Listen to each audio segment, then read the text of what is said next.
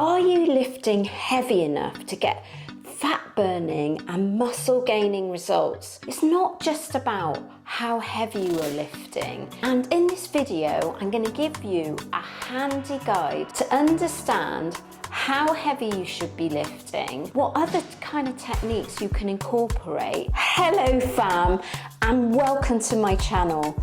My name's Melissa Neal, and this channel is all about helping you if you're a woman over 40 or like me over 50, get in fantastic shape. And I highly recommend strength training, because strength training is going to help you build muscle, and more muscle equals more fat burning. But I get a ton of questions about how heavy I lift and then how heavy you should be lifting. So I'm going to take you through it. Now, the first thing to say is there isn't a one size fits all. So if I tell you how heavy I lift, that actually doesn't help you, because on a good day, you know, I can do up to 100 kilo squat, a 40 kilo bench press, and around an 80 kilo deadlift. But that doesn't help you, does it? Because you might be over good to go heavier than me.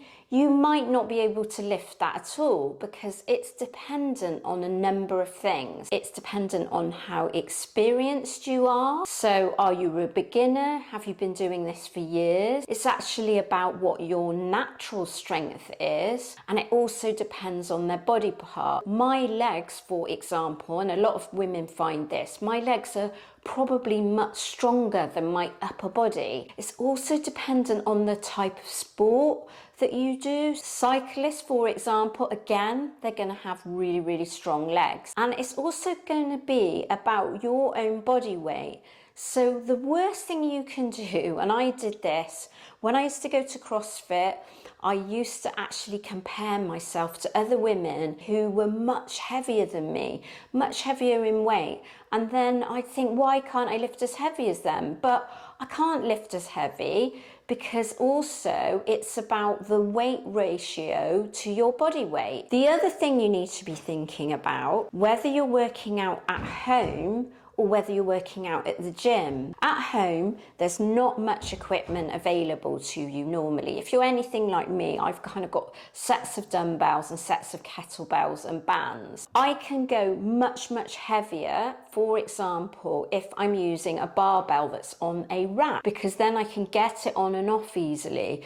But if I'm squatting at home, I've got to lift the dumbbells up for myself. There's a limit to what weight I can take with a set of dumbbells. You are going to be able to, when you're on a machine at the gym, increase the weight by small increments. At home, that's not really possible. I'm going to talk about some other techniques you can use other than just increasing the weight. So I'm going to be talking about how heavy you should be lifting. If you're going so heavy that your form is starting to go off and you're kind of wobbling around and really staggering around, that's no good.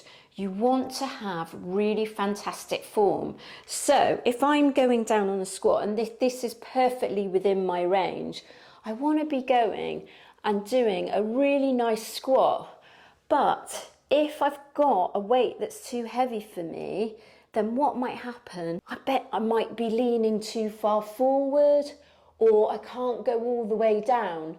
So it's actually better to have the full range of movement and actually do the exercise correctly. What you want to be aiming for is going as heavy as you possibly can without losing form, but the final 1, 2 or 3 reps are a real struggle. And on some exercises, like this one, you can actually go to what's called failure. So it should start to get a real struggle. So you're really struggling to get the last rep out. That's when you know you're actually working to your maximum capacity. You possibly could be working to failure. Working to failure means that you actually cannot do another rep. Now, the problem with that is you can't do that on every single exercise. So for example, if you're in the gym and you're doing squats with a barbell, if you haven't got anyone spotting you, what's going to happen is if you get to failure, you're going to be in the squat position and then you're not going to be able to get back up. So you're going to have an accident. So you can't do all exercises to failure, but what you want to do is get to near failure. So it's a real struggle to get, say, the last 1 to 3 reps out. With these lateral raises, I'm eventually going to get to the point where I cannot get any more reps out, or I can't actually get the full range of movement. So then I know I'm working hard enough. It's getting quite difficult.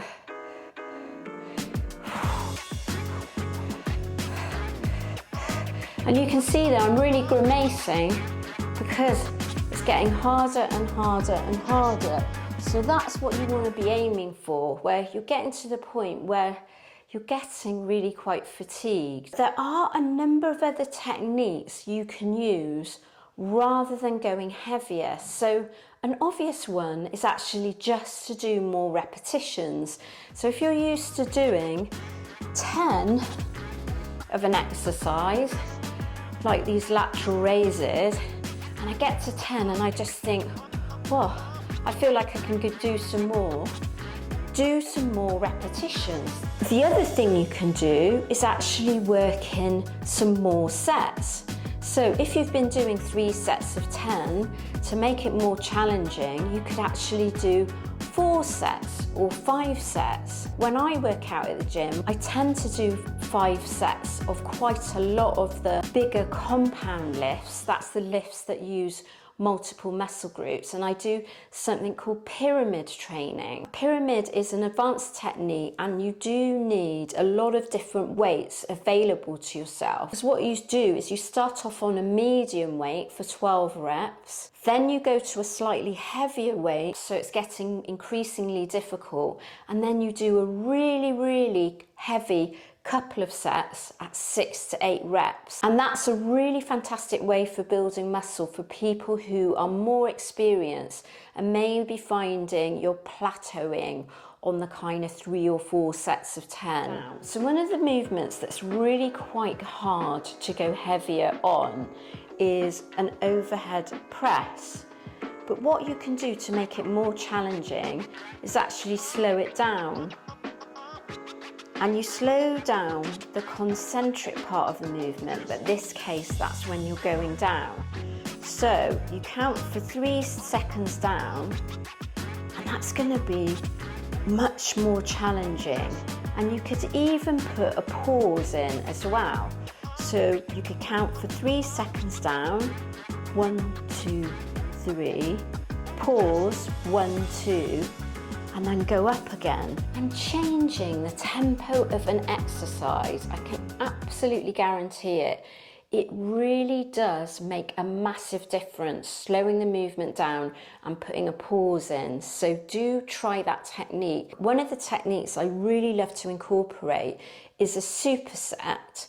Now, sometimes you can perform a superset and work the same muscle group, or do a superset and work different muscle groups. A good example of a superset might be a lateral raise. So 10 lateral raises.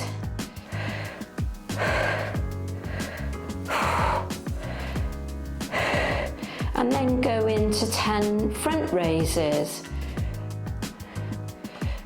And you're still working your shoulders, but it's just a different part of your delts. You're really going to find that you do fatigue the muscle. So I talked about pyramid sets, and then another set that I absolutely love are called drop sets. So drop sets are when you start off on a heavy set and then you go straight into a lighter set without rest. And you can do this 2 or 3 times. This is really effective for when you're working on machines at the gym. Take the weight down and do that quite quickly. Drop sets are the same as supersets, so you don't want to give yourself any rest between those sets. You go straight from one into the other.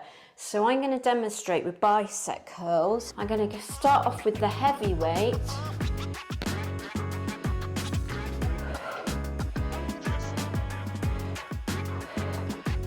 You might want to do 10 to 15 of those until you're absolutely fatigued and you can't go anymore.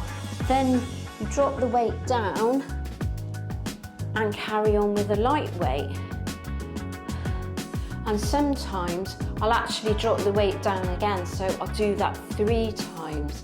And you find that that's really, really effective for actually working your muscle really hard without having to increase the weight or go particularly heavy.